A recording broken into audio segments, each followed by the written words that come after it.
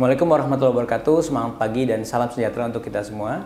Halo teman-teman Daya Karsa, perkenalkan saya Apung, Managing Partner Daya Karsa. Hari ini menyapa kembali teman-teman di podcast Daya Karsa Executive Talks. Di kesempatan kali ini kita akan memandu diskusi menarik mengenai peluang dan pertumbuhan pesat perbankan syariah di Indonesia bersama Pak Ade Cahyo. Halo Pak Ade, apa kabar? Halo Pak Apung, kabar baik. Ya, makasih Pak. Kebetulan Pak Ade ini kebetulan adalah CFO dari PT Bank Syariah Indonesia, bank syariah terbesar di Indonesia atau yang banyak lebih kenal orang-orang dengan singkatan BSI.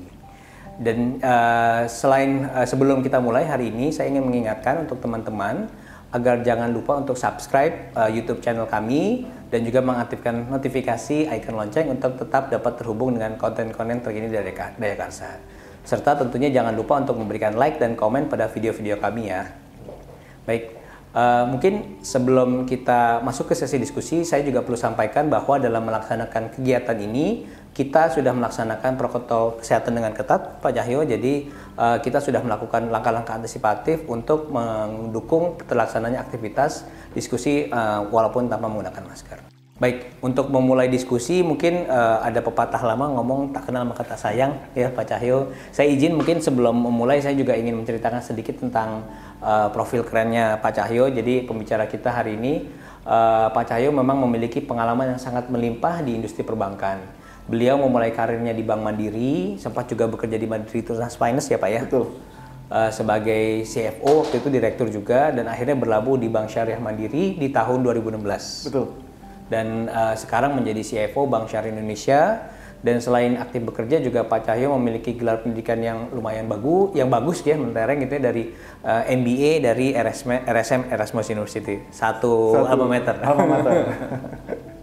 Dan juga saya sering ini juga kebetulan Pak Cahyo, saya sering stalking Instagram profilnya Pak Cahyo. Pak Cahyo ini sangat gemar berolahraga. Kalau kita lihat IG page-nya tuh ya. Iya pasti. Penuh dengan aktivitasnya bersepeda, terutama pakai road bike, dan saya sering lihat terakhir pernah sampai ada ikut lomba di Mount Bromo ya kalau nggak salah. Iya betul. Mount Bromo, Mount Dieng, jadi an avid cyclist gitu, nggak kayak saya yang perutnya udah buncit sekarang gitu.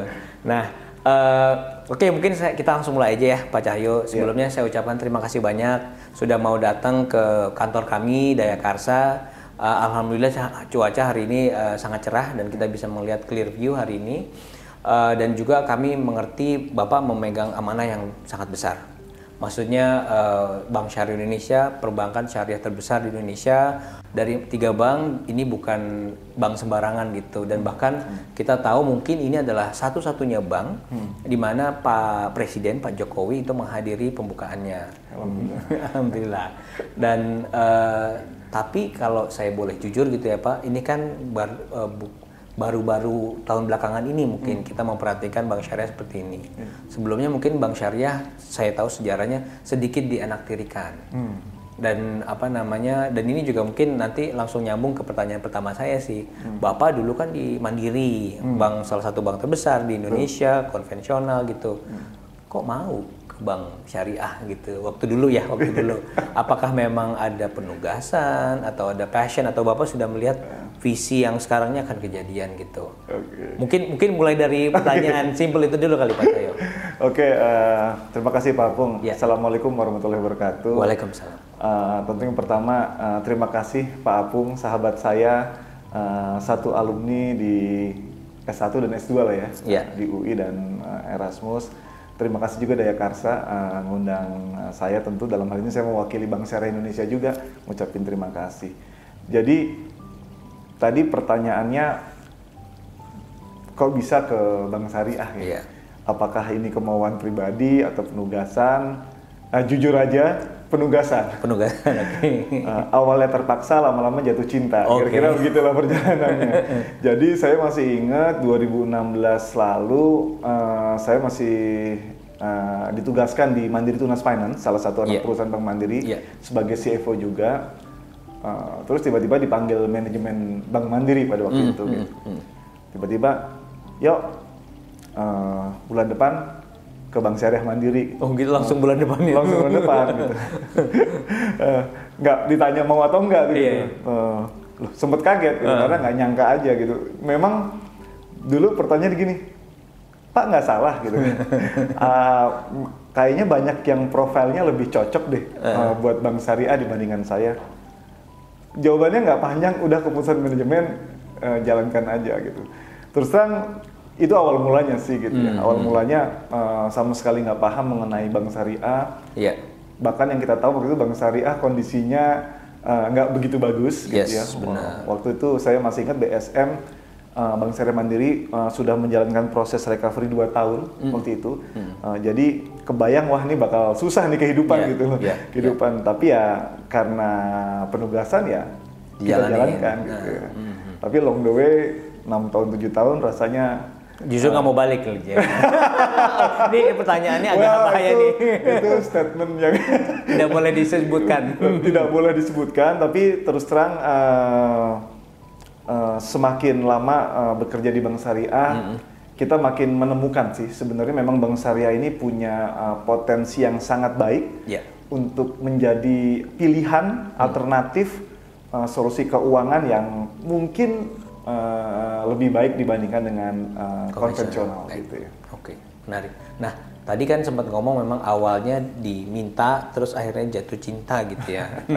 Jadi memang kan maksudnya aku cuma mereiterate aja gitu. Nah, berarti memang sekarang kalau saya boleh sedikit simpulkan gitu ya Pak Cahyo, memang Pak Cahyo sudah melihat tadi juga sudah ngomong pertumbuhannya ini kan besar ya, pesat gitu. Terutama kan kita memang negara muslim terbesar di dunia gitu ya, dan kalau kita lihat penetrasinya kan masih relatif di bawah 20% saat ini. Betul. Nah, kira-kira apa nih yang bisa memboost pertumbuhan Bank Syariah ke depannya lebih tinggi lagi, dan apa yang kira-kira bisa menghambat gitu, Pak? Oke. Jadi tadi kalau pernyataan kenapa dari terpaksa bisa jatuh cinta itu memang awalnya kita nggak ngelihat ada potensi lah ya. Bank Syariah itu udah umurnya sudah cukup lama, tapi market share di Indonesia masih rendah banget gitu. Iya benar. Tapi awal-awal rasa optimisme ini sebenarnya lahir ketika kita, rasanya semua orang tahu lah Indonesia the biggest Muslim population in the world gitu ya. Kita punya populasi Muslim di dunia terbesar gitu ya, 200 juta lebih. Tapi market share perbankan syariahnya masih kecil ya? Kecil sekali gitu ya, hanya sekitar 6% gitu. Tapi optimisme itu bangkit ketika kita melihat beberapa survei, beberapa riset yang bilang bahwa sebenarnya dari 200 juta penduduk Muslim Indonesia itu sekitar 45-50% ketika kita tanya mereka, mereka mau ke Bank Syariah ternyata. Nah itu yang awal membangkitkan optimisme kita tuh. Jadi demand dan preferensinya ada sebenarnya ada, gitu. mereka mau ya. Nah, sebenarnya mereka mau ke Bank Syariah gitu. Survei ini kita lakukan beberapa kali ya. Ada 2 kali seingat saya dengan jeda 5 tahun dan angkanya justru meningkat. Nah itu yang membuat kita sebagai pelaku di perbankan syariah, wah ada nih. Ada gitu. Potensinya ya. Kan yang paling susah kalau nggak ada permintaan, ini demandnya ada, minatnya ada, dan itu. Dan itu 40-50%. Betul, betul gitu. Dan ini yang kadang-kadang kita validasi lah, kita tanya ke teman-teman kita, ke sahabat-sahabat kita, bener nggak sih? Bener nggak sih ada gitu loh gitu. Itu sih yang bikin kita yakin gitu. Lalu pertanyaannya pasti selanjutnya, lalu kenapa cuma 6% kalau memang ada 50%, hampir 50% mau gitu. Apakah karena kita kurang syariah? Sempat terpikir itu sih. Tapi ternyata jawabannya sesederhana, nggak ada yang bisa melayani kebutuhan ini secara utuh. Gitu.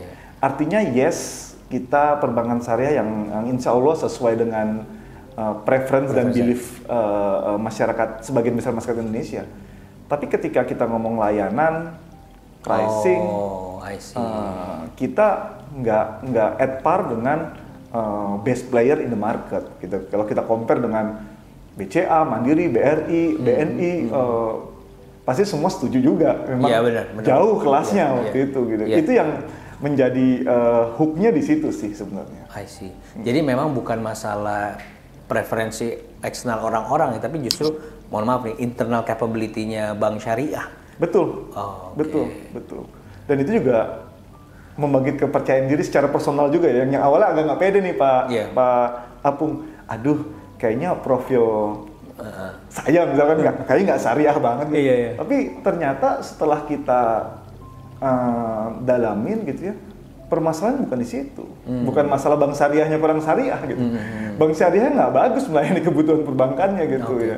Tentu tanpa mendiskreditkan teman-teman yang sudah berjuang di terlebih dahulu, tapi kita paham lah memang dengan kompetisi yang sangat ketat, dengan skala ekonomi yang bagaikan bumi dan langit antara bank konven dan bank syariah, susah untuk para pemain di perbankan syariah itu bisa compete, bisa serve, bisa compete, bisa kasih layanan sama bagusnya dengan bank konvensional terbaik lah.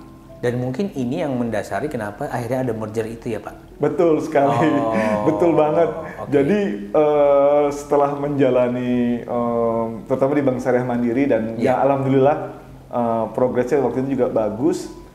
Tapi tetap aja Bank Syariah Mandiri sebagai bank syariah terbesar juga waktu itu tetap aja di urutan 15. Oke, ya jauh banget ya. Jauh banget gitu. Jadi kita not even at par dengan pemain bank buku yang di tengah lah gitu. Tetap aja nomor 15 dan itu udah terbesar gitu. Oke. Makanya sekarang sudah merger jadi bank nomor 7 ya. Betul. Bank nomor 7 sekarang. Jauh banget ya, berarti 2 kalinya kan hampir. Yes, lompatan yang sangat signifikan sih. Oke. Dan setelah merger itu pastinya skalanya ini berarti udah sama. Betul. Dan asumsi saya capability pun pasti harusnya sudah meningkat. Atau memang masih berusaha untuk ditingkatkan terus-menerus, Pak? Oke, tentu butuh proses ya. Butuh proses. Tapi kita harus sampaikan ya, setelah 1 tahun berjalan lebih ini, prediksi kita bahwa skala ekonomi itu memang bermain peranan penting gitu ya dalam kompetisi, dalam kita bersaing dengan perbankan, di industri perbankan itu terjadi gitu ya. Dan tentu ada yang cepat terjadi, ada yang memang masih butuh waktu untuk bisa terjadi. Contoh yang cepat terjadi adalah terkait dengan kemampuan bank syariah saat ini untuk memberikan pricing pembiayaan atau kredit yang sama murahnya dengan bank konvensional. Itu cepat terjadi. Itu cepat terjadi karena dengan bergabung kita punya cost of fund yang jauh lebih kompetitif, bukan hanya lebih rendah tapi jauh gitu ya. Yang bahkan kita bisa data terakhir kita cost of fund nomor 4 di Indonesia.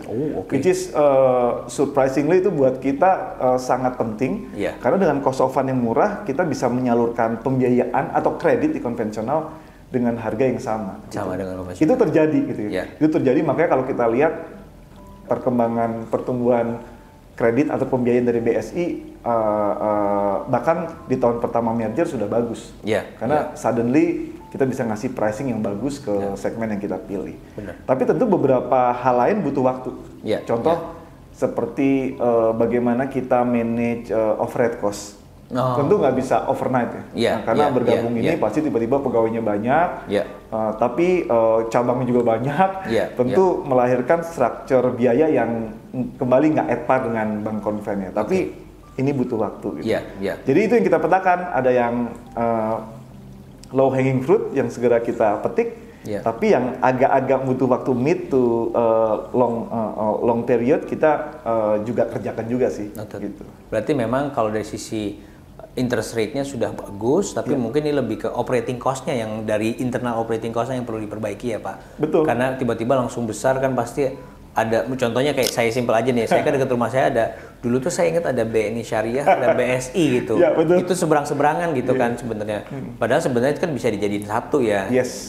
Dan itu kan nggak mungkin tiba-tiba ruko yang ini langsung nggak dibayar. Betul. Sewanya kan udah berjalan di 2 tahun, di 3 tahun. Tapi kita ngeliatnya sebagai opportunity sih. Sebagai opportunity yang bakal kita petik dalam waktu beberapa tahun mendatang. Noted. Nah itu kan berarti faktor-faktor yang mendukung Pak, maksudnya pertumbuhannya. Kalau yang menghambat kira-kira apa ya? Kalau menurut Pak Cahyo sendiri. Jadi kalau kita kembali kepada permasalahan awal bank syariah tadi ya, mungkin kembali ini kita masih terus belajar, berprogres. Kita bilang tadi bahwa di masa lalu kemampuan bank syariah bersaing dengan bank konven nggak at par lah, nggak at par. Tentu dengan menjadi satu, nggak mendadak semua jadi at par. Sebagai contoh, kompetensi sumber daya manusia. Tentu kita menyadari kita bertiga ini datang dari bank nomor 15, nomor 25 bahkan nomor 30 sebelumnya. Jauh banget ini. Tiba-tiba kita menjadi satu di bank nomor 7 dan berkompetisi dengan raksasa-raksasa ini. The big boys kalau ini. Berkompetisi di playing field yang sama, tapi kita juga harus realistis bahwa kualitas SDM kita berbeda. Exposure yang pernah kita miliki sebelumnya di legacy itu berbeda dengan exposure yang dibutuhkan untuk bank nomor 7 lah, kira-kira seperti itu. Benar. Jadi menurut kami tantangan terbesar itu di SDM. Di SDM bagaimana kita bisa segera bukan hanya menjadikan banknya, teknologi bisa kita beli ya. Teknologi kita bisa beli, gedung bisa kita beli, branding bisa kita segera rubah menjadi jauh lebih modern.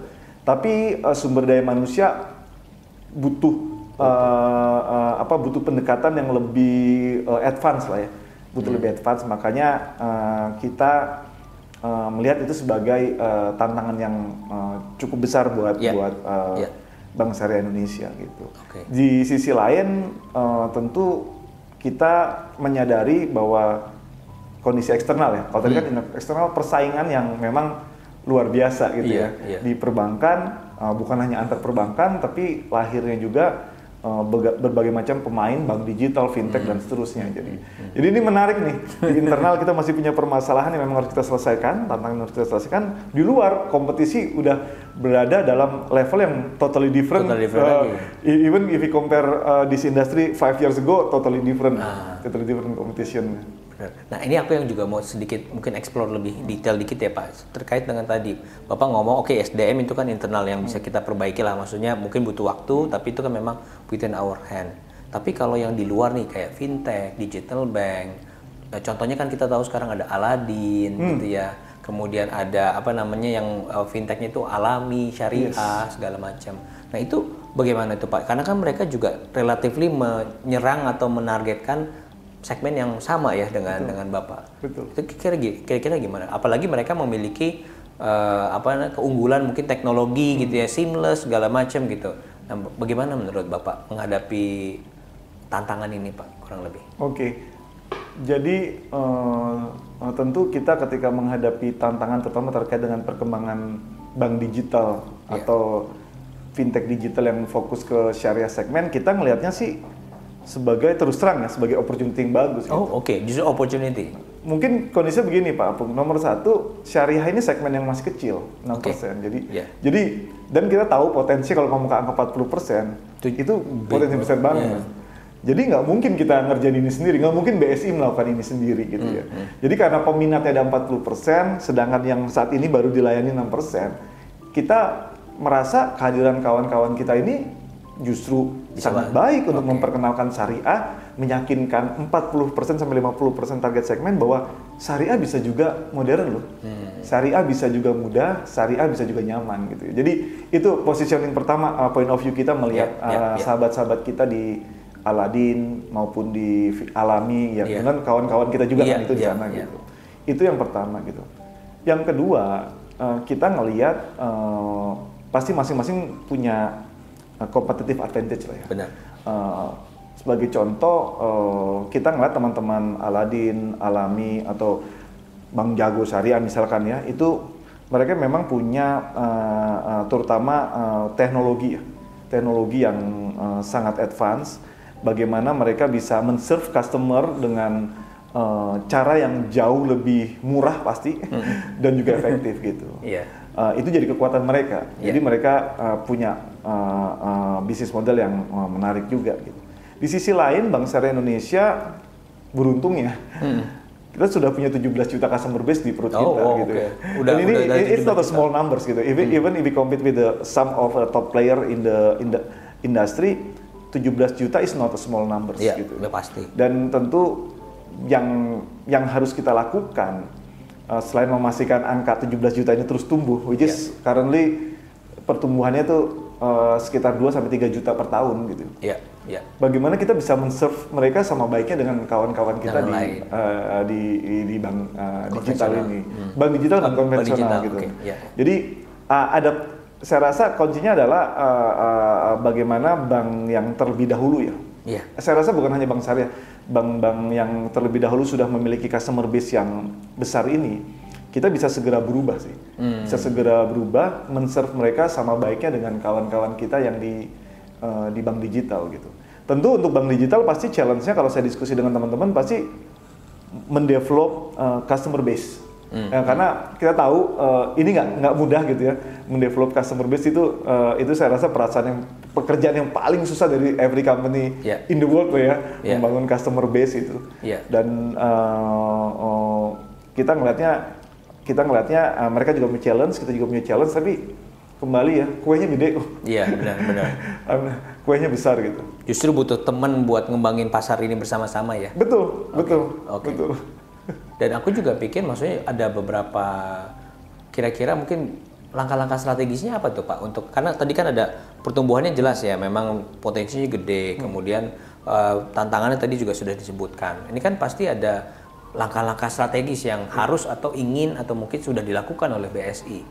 Kira-kira apa tuh Pak? Boleh diceritakan mungkin? Jadi kalau kita boleh berbagi tentu banyak diskusi juga dengan Pak Apung di Cerofra. Jadi Bapak Ibu harus tahu juga Pak Apung ini salah satu orang yang banyak memberikan nasihat kepada kita di BSI termasuk saya gitu. Jadi kita paham potensinya besar banget ya. Besar banget. Tadi kita juga dicerita beberapa tantangan dan peluang yang kita hadapin. Maka BSI memang kemarin setahun terakhir selain menyelesaikan proses integrasi internal. Jadi sejak awal merger terjadi, kita menyelesaikan proses integrasi, menyatukan sistem. Kita juga sudah mendevelop corporate strategi yang memang kita yakini memang akan membawa bank ini tentu ke level yang lebih baik gitu ya. Tadi kan Pak Apung cerita kita sudah nomor 7 ya.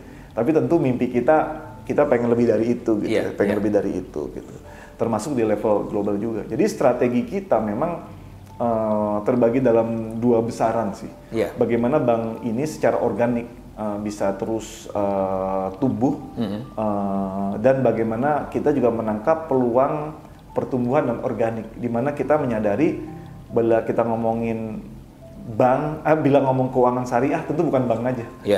Banyak peluang-peluang lainnya juga yang memang mau kita explore, yang kita sadari lah. Kita kalau ngomongin institusi keuangan syariah belum banyak yang tampil di kelas nasional gitu kan. Praktis memang kalau di bank aja bahkan di top 10 hanya BSI aja. Baru BSI. Nah, tadi kembali yang pertama organik. Jadi kalau yang kepada organik kita yang paling penting adalah bagaimana men-streamline-kan strategi jaringan kita dengan digital kita. Jadi kembali kita bank sebagai bank tradisional ya, bank syariah tradisional, kita memulai dari strategi jaringan ya untuk menangkap pertumbuhan customer base. Tapi di sisi lain kita nggak pengen terus-menerus seperti ini tentunya kan, harus kita balance juga dengan pengembangan digital. Jadi streamline antara penataan jaringan dengan pengembangan digital itu akan jadi salah satu big strategi buat Bank Syariah Indonesia. Di sisi lain, masih di organik, kita juga pengen masuk ke Islamic ecosystem. Nah, jadi ini yang terus terang yang selama ini akan jadi blue ocean-nya BSI lah. Blue ocean-nya Bank Syariah sebenarnya bukan milik BSI aja, di mana kita menyadari ekosistem Islam belum ada yang menggarap dalam skala yang besar. Dalam skala yang besar gitu. Contoh kita berbicara mengenai donasi ya. Donasi Jiswaf ya Pak ya? Jiswaf, zakat, infak, sedekah dan wakaf gitu belum ada di Indonesia yang menggarapnya secara serius. Riset bilang potensinya 300 triliunan potensi berdonasinya orang Indonesia. Tapi hari ini baru tergarap 17 triliun. Gitu. Not even 10% ya? Bahkan belum sampai 10%-nya gitu ya. Tentu permasalahan karena selama ini bisnis donasi ini digarap secara scattered ya. Ada beberapa institusi yang nyebarin brosur, nyebarin flyer untuk berdonasi, ada yang nangkap di masjid-masjid, ada yang nangkap di macam-macam lah ya gitu. Nah ini yang Bank Syariah Indonesia pengen menjadikan ini sebagai suatu ekosistem yang tergarap end-to-end secara baik gitu kan. Termasuk penggunaan digital gitu. Tadi saya agak kaget juga gitu ya, ternyata mungkin kalau Pak Apung menyimak berita beberapa waktu lalu kita dipanggil presiden tuh sebagai 100 miliar ya? 122 miliar. 122 miliar. 122 miliar. Jadi penyumbang zakat terbesar teman-teman Daya Karsa di Indonesia ini BSI. 122 miliar. Dan terus terang kita di internal juga bilang, well, it's nothing. Karena kita ngomongin potensi 300 triliun. Iya. Bahkan kita ngelihat sekarang ya jumlah orang yang berdonasi menggunakan platform mobile banking itu ya luar biasa. Itu kemarin bulan Ramadan kemarin mencapai puncak tertinggi. Berapa, kita sebulan kemarin nasabah yang melakukan transaksi itu hampir 1 juta. 1 juta. 1 juta dengan kita mencapai hampir 24 miliar. Melalui mobile banking aja gitu. Jadi kalau teman-teman Bapak Ibu menggunakan mobile banking BSI gitu ya, yang membedakan dengan ini sambil promosi nggak? Iya, nggak apa-apa. Yang membedakan dengan mobile banking bank lainnya gitu ya. Setiap transaksi, ketika kita melakukan transaksi di mobile banking, maka akan ada penawaran untuk melakukan donasi dalam jumlah yang mulai dari 1.000 sampai 100.000 gitu ya. Nah, yang penawaran seperti ini ternyata tadi saya bilang selama Ramadan hampir 1 juta terjadi gitu loh. Jadi ini yang membedakan lah dari yang recehan itu ternyata angkanya gede besar banget. gitu. Dan itu jadi berkah ya Pak? Insya Allah jadi berkah gitu. Jadi berkah itu termasuk yang story yang pengen kita bangun mengenai bank syariah. Jadi kemanfaatannya insya Allah kita upayakan bukan hanya memberikan solusi keuangan yang baik ya, pricing pembiayaan yang bagus gitu ya. Tapi insya Allah kita setiap keberhasilan yang kita buat juga akan berdampak positif buat umat dan masyarakat sih. Nah ini mungkin values, mungkin sebenarnya bukan hanya di values orang Islam ya, tapi memang values universal yang ditawarkan oleh perbankan syariah ya Pak ya. Memang karena kemaslahatan umat itu kan bukan hanya orang Muslim, tapi juga semua orang Indonesia yang tadi Bapak zakat itu kan larinya ke pemerintah, larinya buat pembangunan yang lain ya. Iya. Dan itu memang mungkin positioning Bank Syariah Indonesia pengen kita terus yakinkan kepada masyarakat luas. Ini bukan mengenai dosa atau tidak dosa ya, tapi bagaimana kita bisa jadi manusia yang lebih baik. Itu yang positioning yang pengen kita tawarkan. Dan saya setuju sekali dengan statement Pak Apung tadi. Nggak ada agama, bahkan mungkin nggak ada manusia yang menolak value kebaikan ini. Benar. Semua orang mau berbuat baik ya, dengan skalanya macam-macam, dan insya Allah Bank Syariah Indonesia akan menjadi partner dalam kebaikan ini. Gitu. Itu sih positioning yang pengen kita bawa terus. Gitu. Dan ini universal sekali lagi gitu ya. Betul. Terima kasih Pak Cahyo. Teman-teman, kita dengarkan banyak sekali tadi insight-insight yang menarik disampaikan oleh Pak Cahyo. Tapi tahan dulu, kita akan dengarkan kembali insight-insight menarik tersebut di sesi kedua dari video kita kali ini. Terima kasih. Wassalamualaikum warahmatullahi wabarakatuh. Salam sehat semuanya.